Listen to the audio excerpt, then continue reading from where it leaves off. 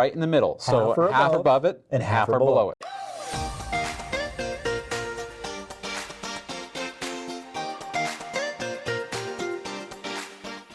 Right now, the Phoenix market, it feels like a buyer's market. Yeah, I would say for sure it's a buyer's market. I mean, what goes into that is just market sentiment, right? What is the general feeling? Does it feel like sellers have an upper hand or buyers have an upper hand? And absolutely, hands down, in my opinion, it's buyers right now. And so a lot of times I think when they're coming out and saying it's still a seller's market, well, maybe 2 months ago when you've got your stats and where your data is coming from, it may have been still more of a seller's market, but it does not feel that way today. For the first time, the stats have now actually started showing that housing prices in Phoenix have dropped. Yeah. Okay, and let's take a look at that. The Phoenix Business Journal has an article that came out that says, is it a buyer's market yet? Here's how far Phoenix area home prices dropped in July. So let's go over and take a look at the graph. This graph is starting at the beginning of the year. But as you see, prices were still climbing all the way into mid-June. Okay, now they weren't really. In fact, to me, it felt like prices started softening in late April. Yeah, mid to late April. I was going to say April for sure. I concur. According to the stats, because these stats are what had sold or gone under contract a month to 2 months beforehand. So in mid-June, the average sales price peaked basically $602,000. Here in the 1st of August, that dipped down to $546,000. So that's down almost 10% in a month. It's crazy. 10%. Dang, that's a lot. It's a faster and sharper drop off than anything I remember in 2008. Oh, by far. Let's run over now to the median sales price. Same time period, still peaked, basically in late June at $475,000. At the beginning of August was down to $452,000. That was down almost 5%, so about half as much. Remember, there's an important difference between the average. Okay, you're going exactly where I wanted to go. Okay, yeah. like just look at those prices. On the last graph, the average sales price was $602,000. Okay, the median peak sales price was $475,000. Okay, now before we go further, what's the difference? Back to school.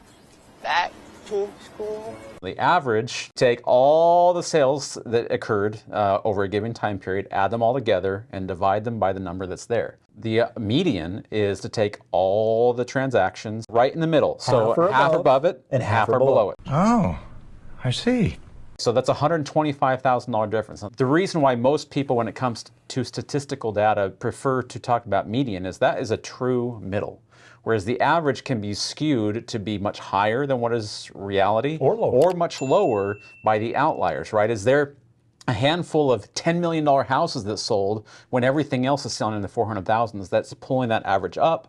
Or are there a handful of sales that took place at 150,000, I don't know where, but let's just say, and pull that average way down? Okay, so now what I found comical is this article only talks about the average. Yeah.